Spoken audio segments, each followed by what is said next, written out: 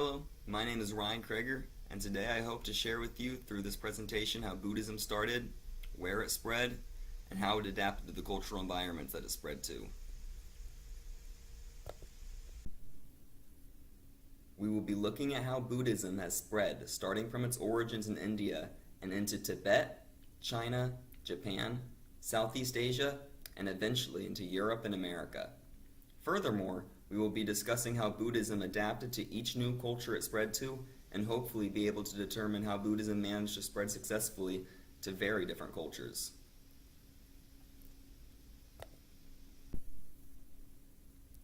Buddhism began very early in history. For this reason, it is difficult for historians to accurately trace back important dates. Some people say, however, that Buddhism did not begin with Siddhartha, but in fact began much earlier with Siddhartha's past lives as Buddhavistas, influencing the world in positive ways lost to history. Most historians agree that the founder of this religion, Siddhartha Buddha, was born between the 4th and 6th century BCE, as the heir to the throne of a wealthy kingdom in the foothills of Nepal. Oracles predicted upon Siddhartha's birth that he was destined to either rule as an emperor of India or become a very holy man. His father, desperately wanting the former for his son, eventually locked him away inside the palace with every luxury imaginable. It was this isolation that ultimately pushed him away from the kingdom in the end. Having never been exposed to the negative aspects of the human condition, it disturbed and fascinated Siddhartha greatly to see a sick man, an old man, and a dying man. Realizing he was not immune to these sufferings gave Siddhartha an existential crisis that caused him to continue to leave his palace walls in search for answers. On his 4th such excursion out, Siddhartha met a holy man who inspired him to leave the palace for good, to avoid all physical comforts, along with other spiritual mentors. Siddhartha learned much from this time in his life that was later embedded into the religion of Buddhism, including the middle way, which is a way of life that involves living in moderation. While one should abstain from bathing in luxury, one should not abstain from some comforts altogether. Eating and personal hygiene should be met. The main idea of the middle way is living in moderation. Also discovered by Siddhartha were the 4 noble truths. There is a consistent suffering in the world. The suffering is caused by desire. We can eliminate suffering by minimizing desire, and that moving through the Eightfold Path will remove suffering altogether. Siddhartha spread his faith through the Gangic Plain in northern India before he died at the age of 80 in Kushinagar.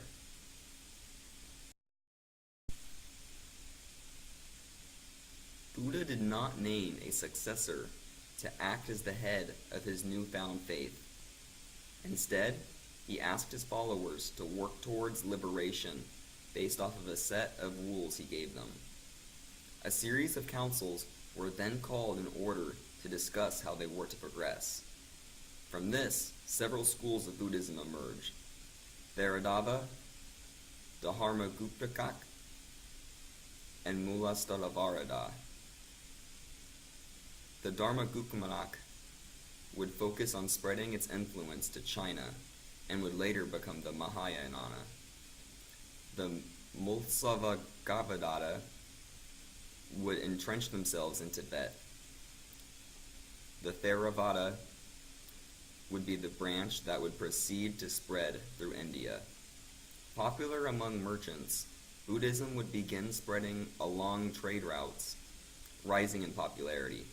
Buddhism reached its peak in India when Emperor Ashoka adopted and took the duty to spread it throughout his sphere of influence. After Ashoka's death in 232 BC, Buddhism began to stagnate in India. Beginning in the 4th century AD, Buddhism began to decline. Due to inward focus, Buddhism began to be replaced by Hinduism throughout India. And by the 10th century, only sparse, isolated communities remained. Many of the surviving Buddhist outposts were destroyed by Muslim invaders, leaving the monks to flee to Tibet to avoid persecution.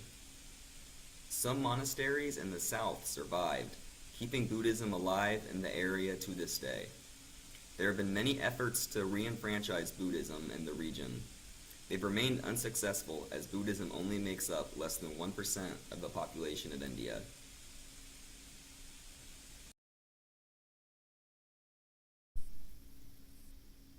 Despite first arriving in Tibet in the 7th to 9th century through bands of monks traveling from Nepal, it dissipated as it was unable to compete with Hinduism and other local traditions.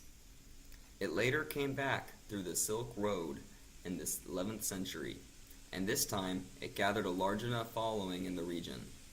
Buddhism eventually became the official religion adopted by the newly theocratized state in the 17th century, and remained so until the 20th century. Because choice is a central aspect to the Buddhist faith, the state did not force the religion onto anyone in the population. What makes Tibetan Buddhism stand out is a succession of holy figures known as Dalai Lamas, which means ocean of wisdom. Starting with Gidan Grupa, an individual who altruistically spread, formalized, and built infrastructure for Buddhism across Nepal, all other 14 of the Dalai Lamas were said to be incarnated from him. Originally, the Dalai Lamas served only as leaders of Buddhism within the state of Nepal. With the invasion of the Mongols, Lobsang Gyatso became the first of the Dalai Lamas to hold political power. Nepal remained a theocracy until China invaded in 1950, disposing the 14th Dalai Lama, Tenzin Gyatso. Tenzin Gyatso currently resides in Dharamsala, India, and while holding no political power, is considered the spiritual leader of Tibetan Buddhism and is considered an influential figure for Buddhists globally.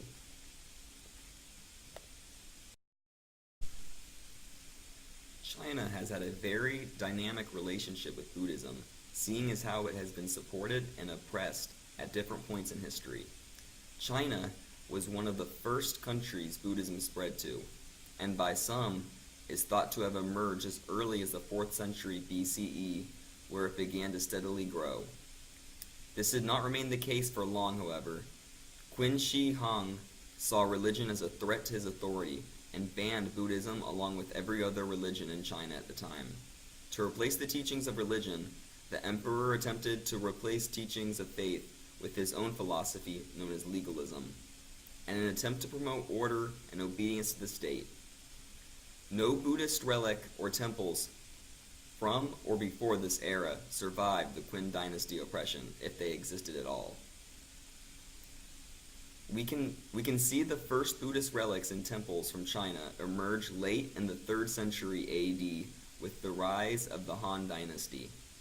Buddhism was introduced to China in a similar manner as it was in Tibet, through the Silk Roads, through the Chinese trade hubs at Xinjiang and Yunnan. Buddhism synergized very well with local folk traditions and the Chinese religion Confucianism. The collapse of the Han dynasty resulted in political turmoil in China as it split into a multitude of states. Buddhism flourished under the majority of these states, but the Wei dynasty of northern China banned the religion and ordered monks to be executed.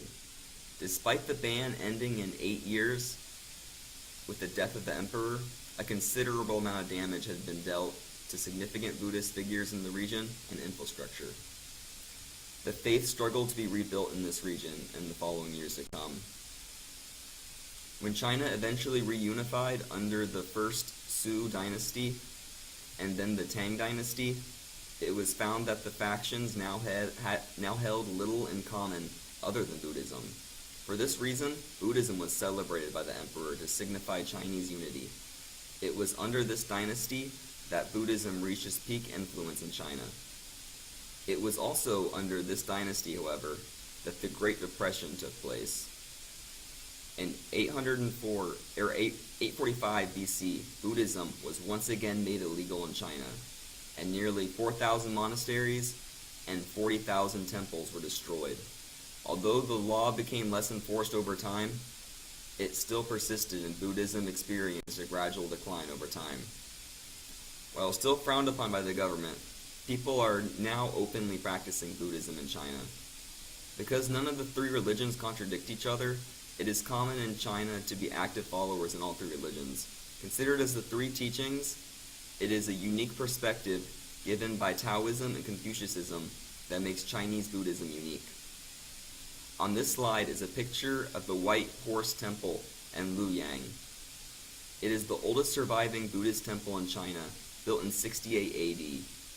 This temple, located far from the coast of China, was able to survive the periods of mass persecution and was used frequently to translate Buddhist texts.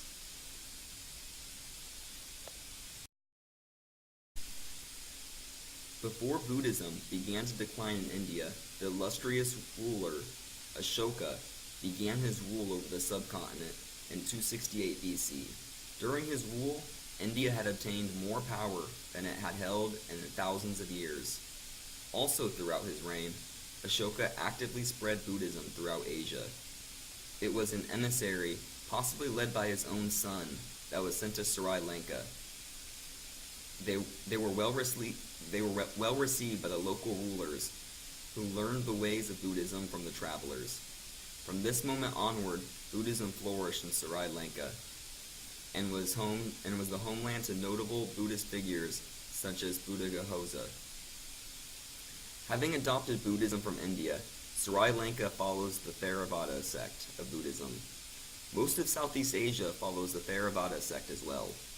So it comes as to no surprise that Ashoka's emissaries first introduced Southeast Asia to Buddhism. However, after the decline of Buddhism in India, China began influencing the region.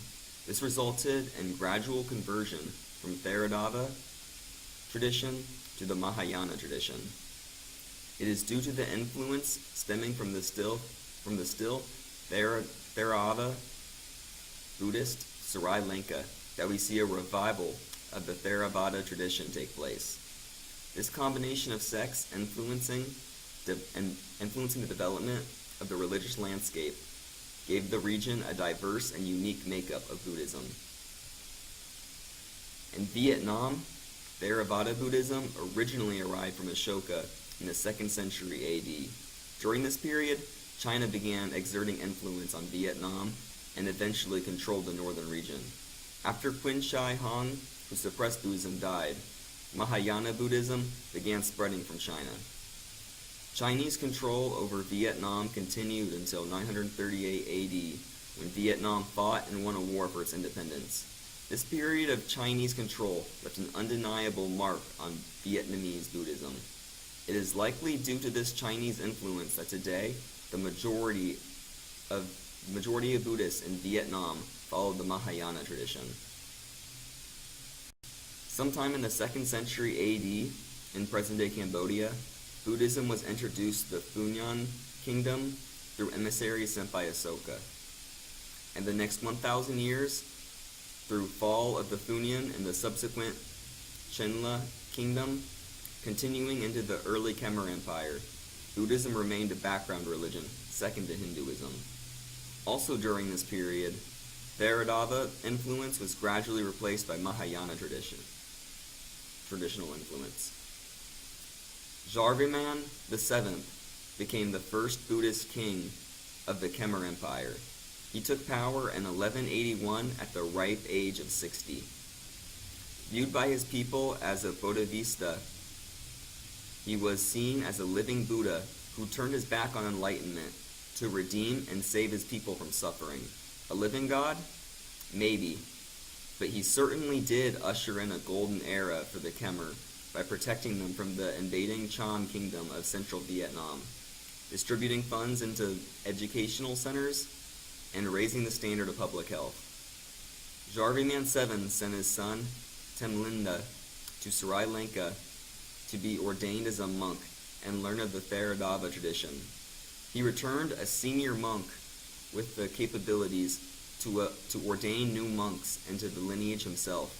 Rather quickly, the populace converted from Mahayana to Theravada Buddhism. Eventually, the Khmer Empire came to an end, and present-day Cambodia began to emerge, retaining the Theravada Buddhist tradition we see today. Thailand and Laos share a similar story, with the majority of modern territory consisting of former Khmer land. While local tradition states that the Buddha visited the Mon Kingdom, or modern-day Myanmar, to spread Buddhism to the region, there seems to be little to no historical evidence to affirm this claim. It is more likely, however, that Buddhism first appeared in the region, diffusing gradually through trade networks with India, and was then spread more intensively through missionaries sent by Ashoka. Gradually, Buddhism in this region began to drift, and eventually it merged with local traditions, creating an element of mysticism in the faith.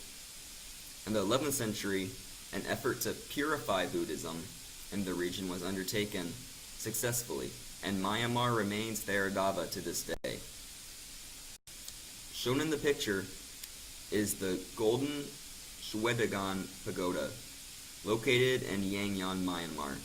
This 326-foot tall pagoda is covered in gold boxes and adorned top to bottom in jewels. According to tradition, the Buddha was found meditating under a tree during his visit to Myanmar. He was approached by two brothers who offered to feed him. After handing the Buddha the food, the men asked for something to remember him by. The Buddha gave them 8 strands of hair. The brothers then traveled to Sigurda Hill to enshrine the strands of hair with relics from former Buddha. When this was done, a number of miracles was said to have occurred. It was in memorial of this event that the Golden Shwedagon Pagoda was built on Singatra Hill.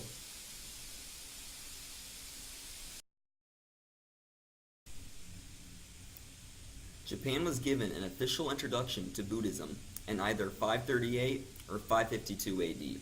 The date still remains unclear. Either way, a delegation was sent by the Korean prince and arrived in the palace court.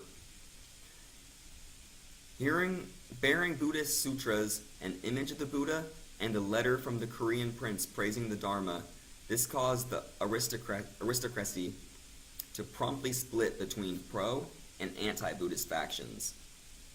Leaders in Japan, like China, had an inconsistent view on Buddhism. Throughout the regime changes, Buddhism remained dormant in Japan until the reign of Empress Suiko in 592 AD. Buddhism was declared the state religion of Japan, and infrastructure was built to facilitate the spreading faith. Adhering to the central Buddhist policy of choice, no one was forced to convert to Buddhism during this time. Buddhism began to weave itself into the fabric of Japanese culture until 1573 AD, when the military takeover by Oda Nobunaga and his band of warriors. Under Nobunaga's rule, while Buddhism was not made illegal, he frequently pillaged Buddhist monasteries and temples. This practice was continued by his successor until he died as well. Tokugawa Ieyasu was established the Tokugawa shogunate in 1603 AD. Beginning with the rule of Tokugawa and continuing with his successors, many Buddhist temples and monasteries that were destroyed by the warlords were then rebuilt. The Meiji Restoration in 1868 returned the power to the emperor. Shinto was declared the state religion, and the emperor was worshipped as a living god. Following this declaration, the practice of Buddhism was made illegal once again. Temples were destroyed, and monks were forced to return to lay life. Buddhism was too ingrained into the culture at this point to be successfully eradicated, and thus the ban was lifted 4 years later. Buddhism has since been openly practiced in Japan, and the post-Meiji Restoration Constitution guarantees freedom of religion for all. Japanese Buddhism is particularly unique in that its practice is typically interwoven with Shinto. Shinto is the Japanese indigenous religion based around the worship or belief in kami. which is a spirit that represents anything from a powerful deity to an aspect of nature to an abstract force. Because Shinto by nature is a dynamic belief, meaning that one follower might believe something almost entirely different from another, it is difficult to accurately determine how these two faiths have interwoven. Typically, Shinto is practiced in regards to daily life, as well as superstition, whereas aspects of Buddhism are typically practiced upon death, seeing as Shinto lacks perspective on an afterlife.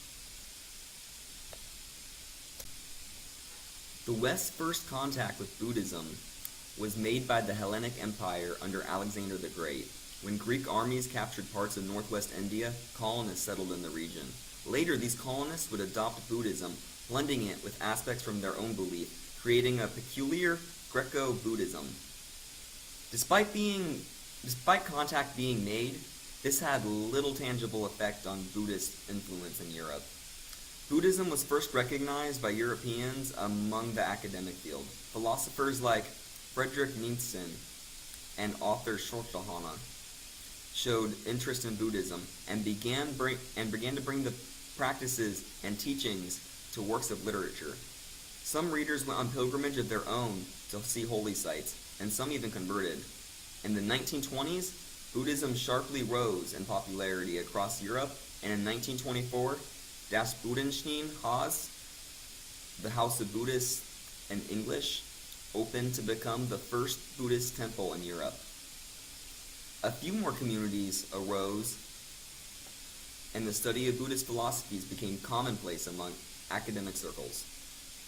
The growth of Buddhism experienced in Europe has now appeared to slow, as it remains a niche religion in the region. In this picture, you'll see a Buddha sculpture done in a Hellenic style. Notice the wavy hair and pronounced cheekbones characteristic of Greek art, combined with the elongated earlobes and nose bridge typical in depictions of the Buddha. This is one of the few remaining remnants of Greco-Buddhist proto-culture. Historically having consistently the highest number of immigrants globally, it will likely come as no surprise that the first Buddhists in America were immigrants from China. These first Buddhists were almost exclusively male railroad workers. As they traversed the country laying railroad, they set up a number of temples and centers across the country. Japanese laborers then migrated from Hawaii and California and formed what is now known as the Buddhist Churches of America. The World Parliament of Religions was held in Chicago in 1893 and was attended by 6 members of the organization. This forced America to formally recognize the presence of Buddhism. With more immigrants arriving from East Asia, the presence of Buddhism is becoming more pronounced. A number of Tibetan teachers are teaching secular forms of meditation as well to promote mindfulness in society as a whole. It's important to remember that location and culture play key factors in religion. The relevance of values a religion holds to the people it is trying to convert determines how receptive they will be. It was Buddhism's capacity to be flexible that resulted in its global spread. This flexibility also resulted in the diversification of the faith itself. Buddhism takes on a very different appearance in each culture it finds itself ingrained in.